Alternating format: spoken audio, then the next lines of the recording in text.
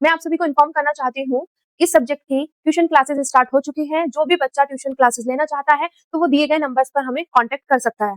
Hello students, welcome to Nivaan math academy. I hope आप सभी बहुत अच्छे होंगे, आपकी स्टडी अच्छी चल रही होगी। अगर अब तक आपने निवान मैथ एकेडमी चैनल को लाइक शेयर सब्सक्राइब नहीं किया है तो मेरी आप सभी से यही रिक्वेस्ट है, प्लीज चैनल को लाइक करें, शेयर करें और सब्सक्राइब करें। मैथमेटिक्स के सफर में मैं आप सभी का हार्दिक स्वागत करती हूँ। इसी तरीके से निवान मैथ एकेडमी के साथ पढ़ते रहिए और अपने सपनों की ओर बढ़ते रहिए। अगर आज हम बात करें कि आज का इंटरेस्टिंग टॉपिक क्या होने वाला है, तो जो आज का इंटरेस्टिंग टॉपिक है वो है हमारे पास, हम एक एक्सरसाइज करने वाले हैं जिसमें काफी 4-5 क्वेश्चंस है। ठीक है, इससे पहले मैंने आपको क्या है इंटीग्रेटिंग, नॉन एग्जैक्ट, मतलब ये सब चीजें बता चुकी हूँ। एग्जैक्ट क्या होता है, किस तरीके से हम सॉल्यूशन के बारे में डिस्कस करते हैं, एंड उसके बाद मैंने आपको टाइप लिखवाए थे कि हमारे पास इंटीग्रेटिंग फैक्टर को फाइंड करने का कोई जनरल मेथड नहीं होता है, बट कुछ टाइप होते हैं, कुछ मेथड की हेल्प से हम उनको फाइंड कर सकते हैं। तो उसमें टाइप नंबर 1 हमारे पास क्या था, इंस्पेक्शन मेथड था, जिसको हमने अच्छे से समझ भी लिया है, उसके एग्जांपल भी कर लिए। आज हम उसी के बारे में, उसी से रिलेटेड जो है हम करेंगे एक्सरसाइज। एंड अगर मैं बात करूं तो आपके एग्जाम में जब क्वेश्चंस आएंगे तो वो आपके ऊपर डिपेंड करेगा कि आपको जोन सा मेथड, क्योंकि मेथड तो वहां पे आपको बताया नहीं जाएगा कि भाई इस वाले मेथड से इस क्वेश्चन को करो। तो मेन चीज है आंसर सेम आएगा। आप इंटीग्रेटिंग फैक्टर को फाइंड करने के लिए कोई सा भी मेथड जो है, टाइप जो है, कोई सा भी अप्लाई कर सकते हो, जो भी उसमें सूट हो रहा हो। ठीक है, जो उसके हिसाब से बन रहा हो उसको आप अप्लाई कर सकते हो। क्लियर? बट यहाँ पे मैं जैसे ही मतलब सिलेबस जिस हिसाब से दिया हुआ उसी हिसाब से मैं करा रही हूँ। तो यहाँ पे मेरे पास है ये वाली एक्सरसाइज। देन यहाँ पर जो क्वेश्चंस करने हैं वो मेरे को इंस्पेक्शन मेथड से ही करने हैं, क्योंकि हर मेथड की प्रैक्टिस भी तो करानी है। तो आपके एग्जाम में अगर यहाँ से कोई क्वेश्चन आ गया और आपने इंडिकेटिंग फैक्टर जो है किसी दूसरे टाइप से निकाल के दिखा दिया तो वो गलत नहीं होगा, बस आंसर सेम आएगा। और ये चीज मैं कह रही हूँ कि आंसर सबके हिसाब से सेम आएगा। क्लियर हो गया? इसका क्वेश्चन नंबर फर्स्ट ऑलरेडी हम कर चुके हैं, अब हम करेंगे इसका क्वेश्चन नंबर सेकंड। ठीक है, और देखो वही पैटर्न रहेगा कि सबसे पहले आपको इसका इंटीग्रेटिंग फैक्टर फाइंड करना है, देन फिर इसका सॉल्यूशन निकालना है। ठीक है, solve the following differential equation, मतलब जो भी यहाँ पे है उनका सॉल्यूशन निकालना। तो वही पूरा पैटर्न चलेगा जैसे मैंने पिछले वाले क्वेश्चन में कराया था। तो आज का जो टारगेट रहेगा वो क्वेश्चन नंबर सेकंड और क्वेश्चन नंबर थर्ड पर हमारा टारगेट रहेगा। ठीक है, क्लियर? तो यहाँ पर क्वेश्चन नंबर सेकंड, तो सेकंड में हमारे पास सबसे पहला, जब भी हम इसको सॉल्व करते हैं तो सबसे पहला स्टेप क्या होता है, क्या ये मेरे पास mdx प्लस के dy इक्वल टू 0 की फॉर्म में है कि नहीं है। ठीक है, तो सॉल्यूशन में स्टेप नंबर फर्स्ट जो रहेगा हमारे पास, सॉल्यूशन स्टेप नंबर फर्स्ट क्या रहेगा, here the given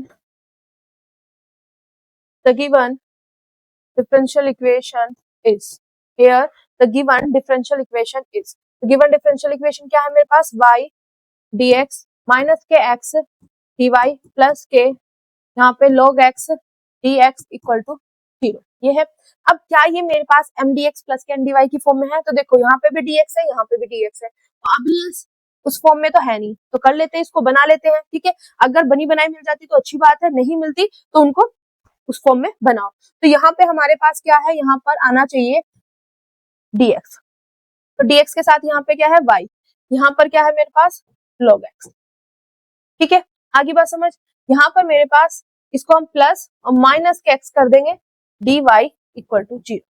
ठीक है, देखो प्लस माइनस माइनस, क्लियर हो गया। अब ये मेरे पास है m dx plus n dy equal to 0, तो यहाँ पे it is the form of m dx plus के n dy इक्वल टू 0। ये क्या है मेरे पास, m dx प्लस के n dy इक्वल टू 0 की फॉर्म में हमारे पास है। अब जब इस फॉर्म में ये आ गया, यहाँ पे कर रही हूँ मैं, ठीक है, इस फॉर्म में ये आ चुका है, तो हमारे पास स्टेप नंबर सेकंड क्या होता है कि यहाँ पे अगर इस फॉर्म में है तो m और n की वैल्यू लिखो। तो m की वैल्यू क्या है मेरे पास, dx के साथ वाला, y प्लस के log x। n की वैल्यू क्या है मेरे पास, डी वाई के साथ वाला क्या है मेरे पास माइनस का, तो m और n की वैल्यू लिख दी। स्टेप नंबर थर्ड में हमारे पास क्या रहेगा, step third to check exactness, क्या ये मेरे पास एग्जैक्ट है कि नहीं है, तो उसके लिए हम यहाँ पे क्या निकालेंगे, del M upon del Y. तो यहाँ पे m को y के रेस्पेक्ट में करना, जब y के रेस्पेक्ट में करेंगे तो x as a constant treat होगा, तो यहाँ पे log x कैसे ट्रीट होगा, एज ए कांस्टेंट, तो कांस्टेंट का करूंगी तो क्या आएगा 0। अब y का क्या आ जाएगा, y के रेस्पेक्ट में 1, तो 1 प्लस 0 आएगा, और यहाँ से मेरे पास आ जाएगा del m upon del Y equal to मेरे पास 1। यहाँ तक का फंडा समझ आ गया, क्लियर हो गया। देन अगला जो हमें निकालना होता है and del n upon del x। अब n को क्या करना है, x के रेस्पेक्ट में, x के रेस्पेक्ट में करूंगी तो यहाँ पे x ही बैठा था, x के रेस्पेक्ट में x का क्या हो जाएगा 1, और यहाँ पे माइनस के 1, ठीक है। अब देखो इसकी वैल्यू यहाँ पे 1 है, इसकी वैल्यू माइनस के 1 है, दोनों अलग है, तो यहाँ पे हम कह सकते हैं कि मेरे पास del m upon del y not equal to del n upon del x, दोनों के दोनों क्या है, इक्वल नहीं है, तो यहाँ पे हमारे पास डिफरेंशियल इक्वेशन क्या होगी, इज नॉन एग्जैक्ट, ठीक है, it is a non exact differential equation.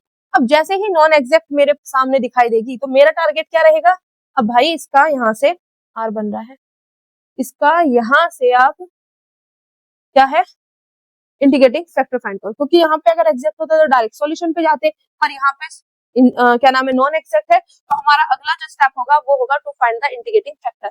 तो स्टेप नंबर यहाँ पे लिख लेते हो, फिर इधर कर देंगे इसको। स्टेप नंबर 4 क्या है मेरे पास, टू फाइंड इंटीग्रेटिंग फैक्टर। यहाँ पे मुझे क्या फाइंड करना है, इंटीग्रेटिंग फैक्टर को क्या करना है, फाइंड करना। अब देखो यहाँ पे हम जो मेथड पढ़ रहे हैं वो पढ़ रहे हैं इंस्पेक्शन मेथड, तो उसी के बेस पे हम यहाँ पे फाइंड करेंगे। अब वही चीज मैं बार बार वही बात बोल रही हूँ कि जब हमारे पास एग्जाम में ये क्वेश्चन आएगा तो वहां पे आपके ऊपर डिपेंड करता है कि आप किस मेथड से इंटीग्रेटिंग फैक्टर निकालते हो, जो भी आपको सुटेबल वहां पे लगेगा उस मेथड से आपको अप्लाई करके निकाल लेना, ठीक है। आगे बात समझ, लास्ट में जो आंसर आएगा वो सेम आएगा, क्लियर, तो आपका वो रॉन्ग नहीं होगा। तो यहाँ से हम निकाल रहे हैं विद, क्योंकि जो प्रैक्टिस कर रहे हैं जिस मेथड की वो क्या है मेरे पास इंस्पेक्शन मेथड, तो आप यहाँ पे निकालोगे bye inspection method, bye inspection method. अब इंस्पेक्शन मेथड से फाइंड करने के लिए सबसे पहले हमारे पास जो गिवन डिफरेंशियल इक्वेशन है से हम देखते हैं, उसको एनालाइज करते हैं, फिर उसी के बेस पे हम निकालते हैं। और ये इसमें मतलब ये सिर्फ इंस्पेक्शन वाले मेथड में है, ये मतलब फायदा मतलब प्रॉफिट जो है इसका, एडवांटेज जो है वो ये है कि हम जब इसमें क्या नाम है इंटीग्रेटिंग फैक्टर देखते हैं ना, तो वहीं से हमारे पास क्या है, इसका शॉर्टकट मेथड से इसका डायरेक्ट सॉल्यूशन आ जाता है, हमें पूरे प्रोसीजर पे जाने की जरूरत नहीं पड़ती है, ठीक है। अगर आप और कोई सा भी इंटीग्रेटिंग और किसी की भी हेल्प से इंटीग्रेटिंग फैक्टर निकालोगे तो वहां पे आप पूरे मेथड पे जाना पड़ेगा। तो ये हमारे पास इंस्पेक्शन मेथड का क्या है एडवांटेज है कि यहाँ से हम शॉर्ट में क्या है आंसर निकाल सकते हैं, ठीक है। तो हमारे पास गिवन डिफरेंशियल इक्वेशन क्या है, y dx माइनस के x dy माइनस के x y एंड प्लस के log x dx प्लस के x dx इक्वल टू 0, ये है मेरे पास। अब यहाँ पे देखो जब भी हम इंस्पेक्शन मेथड का मतलब अप्लाई करते हैं तो बाद में हमारे पास जो है पूरा का पूरा मतलब एग्जैक्ट डिफरेंशियल मतलब उसको हम उसका सॉल्यूशन बिना किसी उसके निकाल सकते हैं, लास्ट में जो फॉर्म बनती है ना तो वो एग्जैक्ट बन जाती है ऑटोमेटिक, ठीक है, वहां से हम उसका डायरेक्ट सॉल्यूशन निकाल सकते हैं। बट हमारे पास यहीं से हमें देखने के लिए पता चलता है कि हम किस तरीके से इसका इंटीग्रेटिंग फैक्टर यहाँ पर देख सकते हैं। तो हर क्वेश्चन में अलग अलग होता है, देखने का पैटर्न भी मैं बता रही हूँ। अगर आप यहाँ पे नोटिस करोगे, ठीक है, तो आपके माइंड में आएगा मैम क्योंकि y dx माइनस के x dy, अगर यहाँ पे प्लस होता तो आप x और y वाला लिख देते, क्योंकि x as it is dy plus y as it is dx, ठीक है। बट यहाँ पे प्लस ना होके बेटा यहाँ पे है माइनस, क्या है यहाँ पर माइनस। अब जैसे ही माइनस का साइन यहाँ पर आ गया तो आपको पता है यहाँ पर अब मेरे पास मल्टीप्लाई वाला पोर्शन नहीं डिवाइड वाला पोर्शन यहाँ पर अप्लाई होगा, ठीक है। तो उसमें हमारे पास क्या होता है, जो ये आगे बैठा होता है यही इसका स्क्वायर यहाँ पर होता है या नहीं होता है, ठीक है, क्योंकि देखो स्क्वायर करूंगे, ठीक है, नीचे वाले का स्क्वायर होल स्क्वायर, नीचे वाला ऊपर वाले का डेरिवेटिव माइनस ऊपर वाला नीचे वाले का डेरिवेटिव, तो ये पूरा पैटर्न बन रहा है। तो आपके माइंड में आएगा कि मैम यहाँ पे ना हम इससे कर देते हैं जैसे हमने पहले वाले क्वेश्चन में किया था। बट अगर मैं इससे इसको इंटीग्रेटिंग फैक्टर मैंने मान लिया तो यहाँ पे देखो प्रॉब्लम क्या क्रिएट होगी, वहां पे सिर्फ इतना पोर्शन था, ये वाला पोर्शन नहीं था। जैसे ही मैंने 1/y² लिया तो देखो 1/y² मैंने यहाँ पे लिया, ध्यान से समझना, यहाँ पे मेरे पास क्या हो जाएगा y², अंदर मल्टीप्लाई करूंगी यहाँ पे भी हो जाएगा y²। तो भाई इसका काम तो बन जाएगा कि इसको मैं क्या लिख सकती हूँ x/y, ये तो लिखेंगे है ना, x/y, y का square y/d dx - x dy, ठीक है। तो इसका तो मैं लिख दूंगी है ना, बट इसका फिर दिक्कत आ जाएगी क्योंकि यहाँ पे बैठा क्या है dx और x के साथ ये है, पर यहाँ पे y की अलग से एंट्री होगी, ये तो काम बिगड़ गया भाई। यहाँ पे इस तरीके से नहीं कर सकते क्योंकि हमें तो सेटलमेंट इस तरीके से यहाँ पे करनी है कि यहाँ पे x का ही रहे, x का x के साथ आए, y का y के साथ आए। अदरवाइज कोई ऐसे फॉर्मूला बन रहा है तो भाई वो इस तरीके से बन जाए, यहाँ पे इस तरीके से, ठीक है, या x का x के साथ, y का y के साथ। तो 1/y² लेते ही यहाँ पे क्या आ गया, प्रॉब्लम क्रिएट हो गया, ठीक है। तो हम अब यहाँ पे 1/y² नहीं लेंगे, ये चीज तो क्लियर होगी, ठीक है। एक मिनट, कितना हो गया, अब यहाँ से मैं ये रही हूँ हटा, अब फिर ले क्या, तो देखो इसमें दूसरा तरीका ये भी तो हो सकता है कि मैं यहाँ से क्या लूं, माइनस साइन कॉमन ले लूं। अगर मैंने यहाँ से माइनस साइन कॉमन ले लिया या माइनस से मल्टीप्लाई कर दिया इसमें पूरे में, तो माइनस से मल्टीप्लाई करो तो ये plus minus minus minus minus plus plus minus minus, आगे बात समझ। तो अब यहाँ पे जो ये वाला पोर्शन बन रहा था, अब इसकी जगह मेरे पास क्या पोर्शन बन गया, इसको अगर मैं यहाँ पे पहले इसको हटाऊं यहाँ से, अब ये मेरे पास क्या x dy माइनस के y dx माइनस के log x dx equal to 0। अब तक हमारे पास पोर्शन बन रहा था ये, तो उससे तो आया 1/y² निकल के, जो कि हमारा काम बना नहीं। अब मैंने जैसे ही माइनस से यहाँ पे अप्लाई किया तो मेरे पास यहाँ पे ये वाला पोर्शन आया। अब इससे देखो x dy माइनस के y dx, तो जो यहाँ पे होता है उसी का स्क्वायर, क्योंकि यहाँ पे क्योंकि हमें पता है u अपन v वाला ही लगेगा है ना, तो हमारे पास जो पूरा फॉर्मूला अप्लाई होता है वो u अपन v वाला क्या होता है, v का जो नीचे होता है उसका स्क्वायर, यहाँ पे नीचे वाला फिर ऊपर वाले का डेरिवेटिव माइनस ऊपर वाला नीचे वाले का डेरिवेटिव, तो इस तरीके से पूरा पैटर्न चलता है, ठीक है। तो मेरे पास यहाँ पे x था तो नीचे x² मैंने कर दिया। अब देखो अगर मैं इतना पोर्शन तो दे रखा है, अगर 1/x² से मैं मल्टीप्लाई भी कर दूं तो क्या होगा, यहाँ पे भी तो 1 ये आ जाएगा, पर देखो ये भी x के रिस्पेक्ट में हो रहा है ना, x आ गया, तो इसमें कोई दिक्कत नहीं होगी। आगे बात समझ, यहाँ पे कोई भी प्रॉब्लम क्रिएट नहीं होगी क्योंकि पूरा x का ही है। तो यहाँ पे अगर मैं इंटीग्रेशन करूंगी तो x के रिस्पेक्ट बैठा हुआ है, ठीक है। यहाँ पे ही मेरे पास ये वाला पूरा का पूरा, यहाँ पे अगर इसका देखें तो हमारे पास क्या बनेगा y/x, क्योंकि नीचे वाला देखो x का स्क्वायर x dy माइनस के y dx, ठीक है। तो ये भी साथ ही साथ ये भी बन रहा है हमारे पास और इसका भी हमारे पास हो जाएगा। तो इसका मतलब मेरे पास जो यहाँ पे इंटीग्रेटिंग फैक्टर आएगा वो आएगा ये वाला, ठीक है। तो यहाँ से हमारे पास जो इंटीग्रेटिंग फैक्टर निकला है वो क्या निकला है 1/x², ठीक है। यहाँ पे मेरे पास जो इंटीग्रेटिंग फैक्टर निकलेगा वो क्या निकलेगा 1/x²।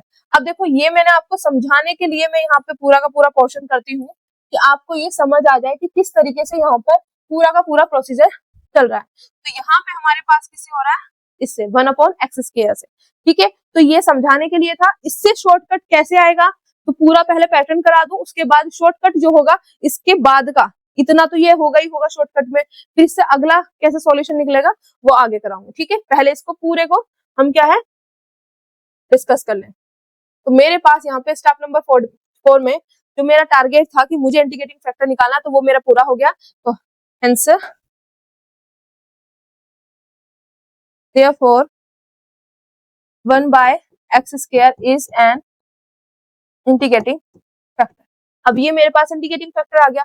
अब जब इंटीग्रेटिंग फैक्टर आ गया तो इंटीग्रेटिंग फैक्टर का देखो इंस्पेक्शन वाले में ये चीज करना जरूरी है कि जिससे हमने जो यहाँ पे सोचा, आई नो यहाँ से पूरा पैटर्न सही निकला है और इससे सॉल्यूशन भी आएगा, बट और अच्छे से बिल्कुल ही कंफर्म करने के लिए आपका टारगेट यही होना चाहिए कि एक बार आप चेक कर लो, अगर इंस्पेक्शन वाला रूल लगा रहे हो मतलब मेथड से आप कर रहे हो तो चेक करना बहुत जरूरी है, ठीक है, कि कहीं गलत ना हो जाए। तो आपने इसको मेरे पास ये इंडिकेटिंग फैक्टर आ गया। अब इंडिकेटिंग फैक्टर का काम क्या होता है कि जो मेरे पास नॉन एग्जैक्ट है उसे उससे मल्टीप्लाई होकर उसको क्या बना देती है, एग्जैक्ट। तो आप देख लो कि क्या वो एग्जैक्ट बना दी इसने या नहीं बनाई।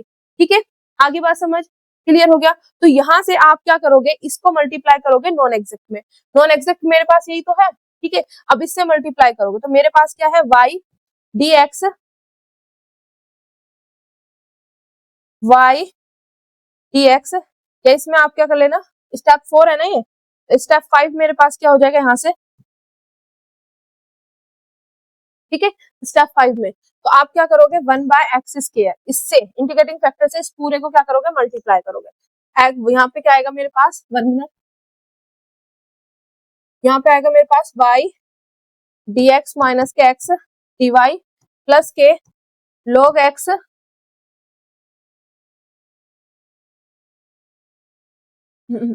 log x, यहाँ पे dx equal to 0, y dx minus के x dy log x dx।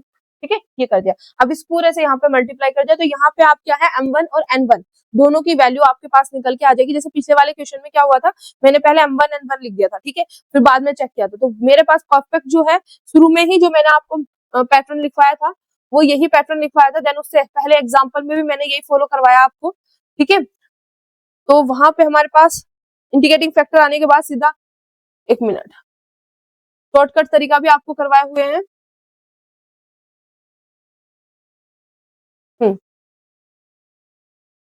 देखो इंडिकेटिंग फैक्टर फाइंड कर लिया, फिर आपके पास ये आ गया और यहाँ से आपने ये चेक कर लेना है कि क्या ये मेरे पास इक्वल है। ठीक है, तो इसको मैं अलग स्टेप दे रही हूँ, यहाँ से मेरे पास ये बन के आएगी, इससे m1 और n1 मेरे पास निकल के आएंगे, यही बन के आएंगे। क्लियर, और फिर इस अगला स्टेप जो होता है वो हमारे पास डायरेक्ट सॉल्यूशन का होता है। क्लियर हो गया, तो यही चीज हमने यहाँ पे अप्लाई करनी है।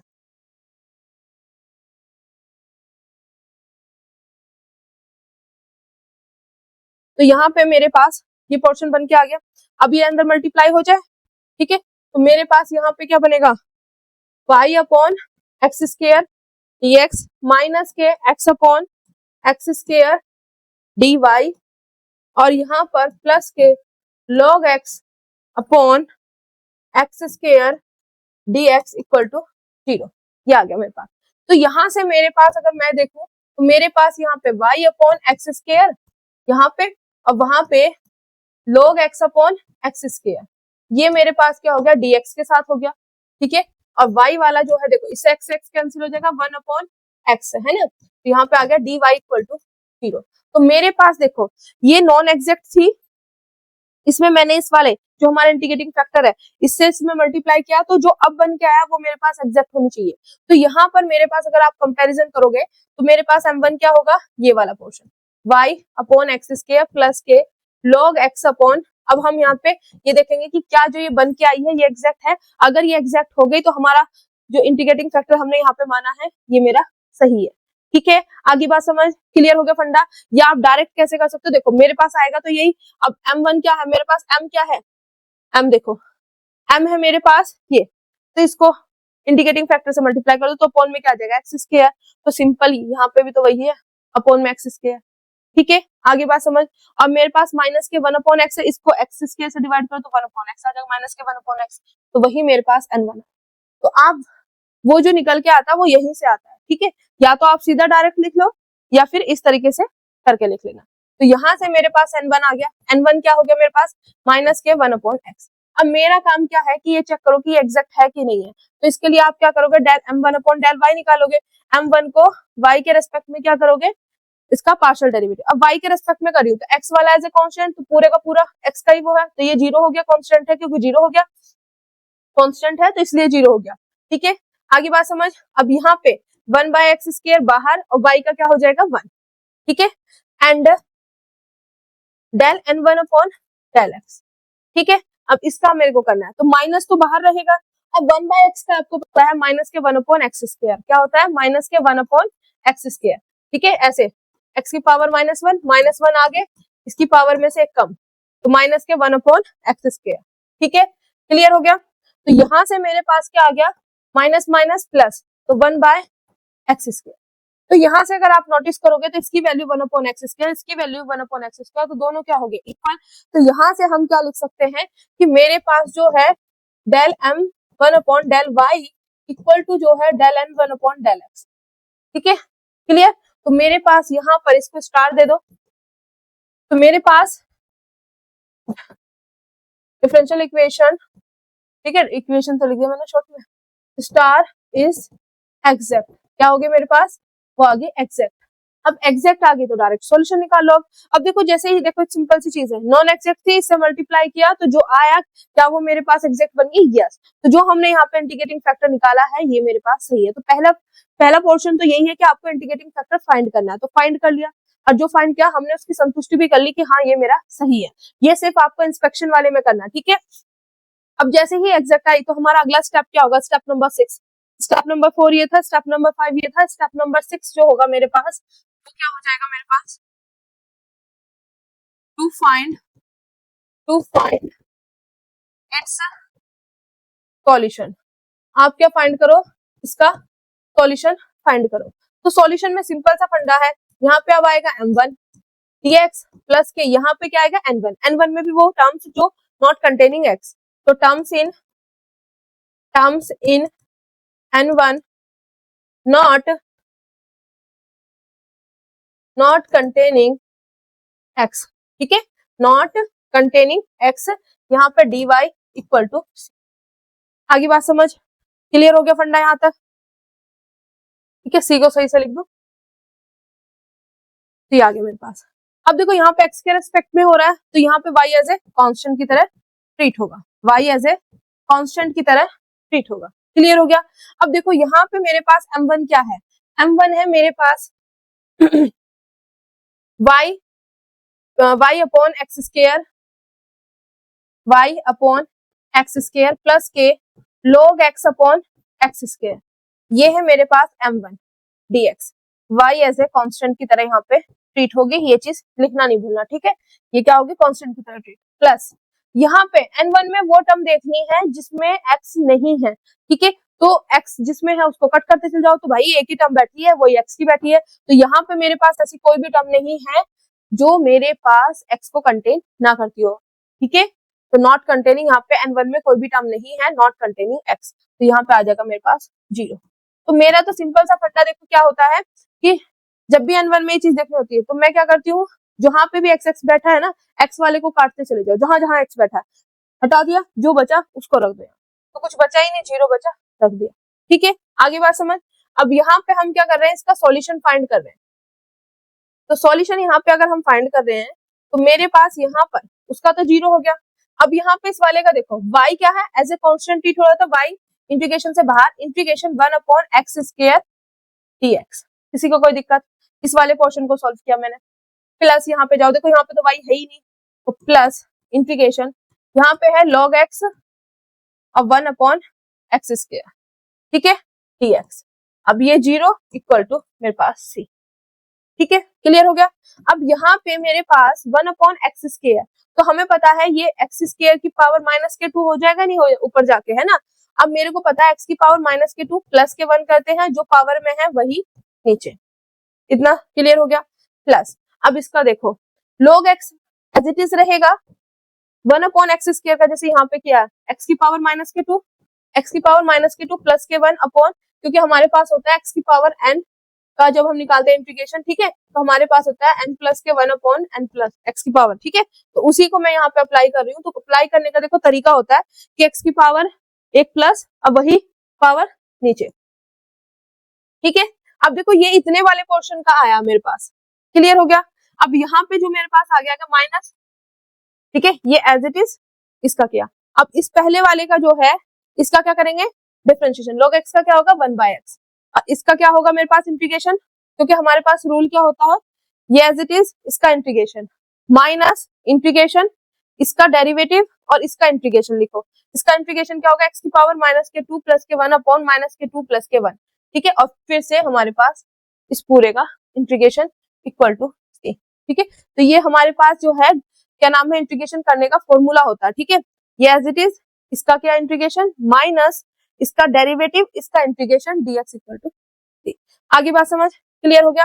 अब यहाँ से मेरे पास ये क्या आएगा, यहाँ पर ये वाला पोर्शन क्या आएगा मेरे पास, ये वाला पोर्शन मेरे पास यहाँ पर बनेगा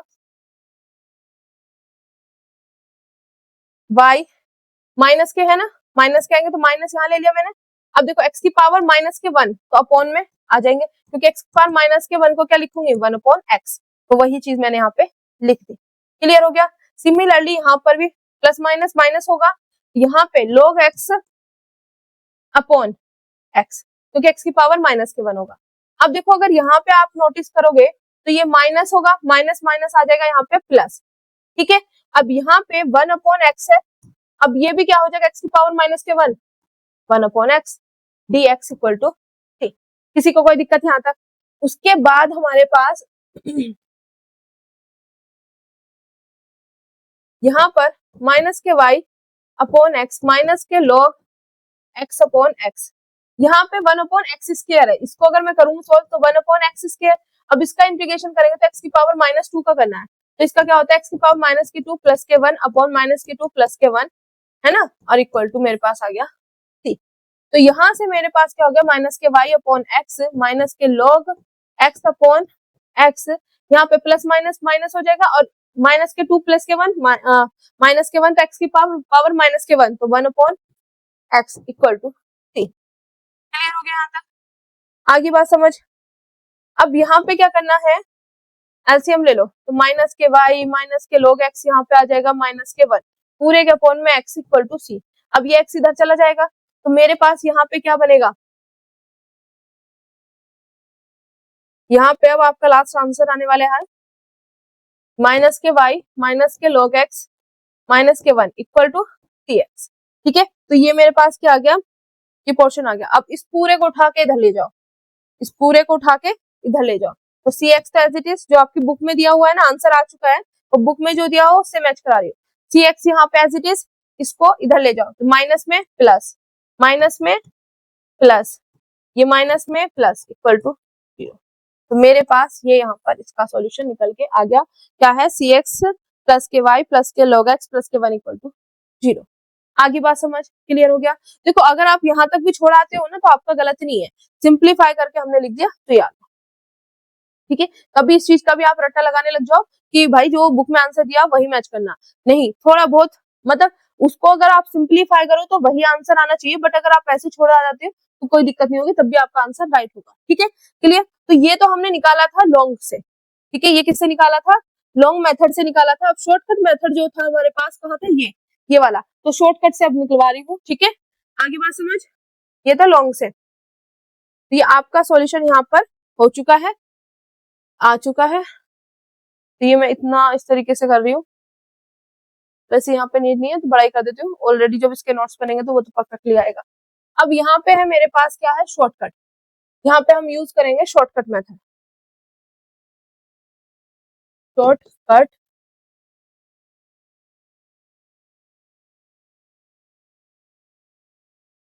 अब देखो यहाँ पे मेरे पास क्या आया था, इतना पोर्शन ये आ चुका था, X D Y minus K Y D X, X D Y minus K Y D X upon X square minus के log x upon X square D X equal to 0। I hope यही है, हाँ, X D Y minus K Y D X upon X square, एक बार मैं देख लेती हूँ, X D Y minus K Y D X upon X square minus के log x upon X square D x, ठीक है, यही है मेरे पास। तो इतना आपके पास वहां पे आ गया था, आपको ये चीज पता चल गई कि 1 अपॉन एक्स स्क्वायर से मुझे करना है, ठीक है।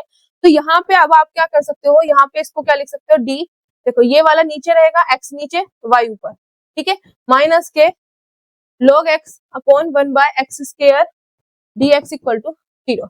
अब taking integration on both side, तो यहाँ पे भी इंटीग्रेशन आएगा, यहाँ पे भी, तो यहाँ पे मेरे पास इंटीग्रेशन आ गया, यहाँ पे भी इंटीग्रेशन आ गया, ठीक है। शॉर्ट में कर दूं, यहाँ पे देखो ये इंटीग्रेशन में आ गया, ये भी मेरे पास यहाँ पे क्या हो गया, इंटीग्रेशन हो गया, ठीक है। आगे बात समझ। अब यहाँ पे अगर आप नोटिस करोगे तो मेरे पास हमेशा dx का क्या होता है, x इसके साथ वाला, इसका क्या होगा, इसके साथ वाला, तो मतलब y अपॉन x। आगे बात समझ, क्लियर। अब यहाँ पे क्या है, अप्लाई करोगे आप, अप्लाई किस तरीके से करोगे, जैसे अभी मैंने उसमें लॉन्ग वाले उसमें करना सिखाया है, इसमें आप किस तरीके से करना है आपको, log x as it is, इसका क्या हो जाएगा x की पावर माइनस के 2 प्लस के 1 अपॉन माइनस के 2 प्लस के 1, यही आएगा ना, ठीक है। और यहाँ से अब देखो यहाँ पे फॉर्मूले में इसको करने के बाद माइनस साइन आता है, माइनस माइनस क्या हो जाएगा यहाँ पे प्लस, इंटीग्रेशन। अब log x का डिफरेंशिएशन 1/x, इसका x की पावर माइनस के 2 प्लस के 1 अपॉन माइनस के 2 प्लस के 1, यहाँ पे मेरे पास आ गया dx इक्वल टू मेरे पास यहाँ पे है अच्छा इंटीग्रेशन कर दिया, यहाँ पे इंटीग्रेशन हो गया तो यहाँ पे मेरे पास आएगा c, इसका इंटीग्रेशन कर रहे हैं ना, तो जब यहाँ पे मेरे पास क्या आएगा, इसका कांस्टेंट है ना, तो यहाँ पे मेरे पास c आ गया, ठीक है, क्लियर। तो यहाँ पे इक्वल टू में c, तो ये मेरे पास क्या हो गया y अपॉन x, ठीक है, माइनस के, देखो माइनस माइनस क्या हो जाएगा प्लस हो जाएगा, log x, अब x की पावर माइनस के 1 तो 1 अपॉन में x, ठीक है, क्लियर हो गया फंडा, आगे बात समझ। अब यहाँ पे मेरे पास प्लस माइनस माइनस, x की पावर माइनस के 1 1 upon x 1 upon x 1 upon x 1 upon x square, तो यहाँ पे dx इक्वल टू, ठीक है, क्लियर हो गया। यहाँ पे आगे जो है हमारे पास y अपॉन x प्लस के log x अपॉन x, यहाँ पे इसका क्या लिख सकती हूँ मैं, x की पावर माइनस के 2 प्लस के 1 अपॉन माइनस के 2 प्लस के 1 equal to c equal to, अब देखो इससे आगे इतना हो गया। अब यहाँ पे मेरे पास क्या हो जाएगा y upon x as it is plus के log x upon x as it is, यहाँ पे देखो माइनस 1 बचेगा, माइनस माइनस प्लस, अब x की पावर माइनस 1 1 अपॉन x ये हो गया मेरे पास, ठीक है। अब यहाँ से मैं इसको इधर मूव कर रही हूँ, एक मिनट, तो यहाँ पे मेरे पास क्या हो जाएगा, अब देखो सब में x है तो यहाँ आ गया मेरे पास पूरा का पूरा x, वहां पे क्या है y प्लस log x, यहाँ पर प्लस के 1 इक्वल टू मेरे पास c, ठीक है, क्लियर हो गया। यहाँ से y प्लस के log x प्लस के 1 इक्वल टू मेरे पास क्या आ गया cx, क्लियर हो गया।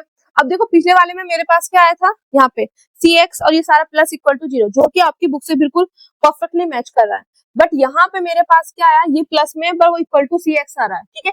तो सिंपल सा फंडा है, देखो यहाँ पे मेरे पास क्या है, कोई आर्बिट्रेरी कांस्टेंट है, तो यहाँ पे आप देखो एग्जाम में आपके पास इस तरीके से भी आ सकता है, ठीक है, आंसर ऐसा आ गया या ऐसा आ गया, कोई दिक्कत नहीं है, ठीक है। यहाँ पर आप क्या कर सकते हो इसको यहाँ पे C1 मान लो, C1 मान लिया, ठीक है, यहाँ तक छोड़ के आओगे तो आपका आंसर गलत नहीं है, ये चीज ध्यान रखना, यहाँ पे C1 यहाँ पे C1 log x प्लस के 1, अब देखो C1 को आप यहाँ पे कंसीडर कर लो कि C1 इक्वल टू माइनस के C है, ठीक है, माइनस के C, तो यहाँ पे माइनस के cx रखोगे, मत C1 की जगह माइनस c कर दिया, तो मेरे पास यहाँ पे आंसर क्या आ गया, मेरे पास वो आ गया, ये इधर आ जाएगा cx माइनस में इधर आके प्लस में y प्लस के log x प्लस के 1 इक्वल टू 0,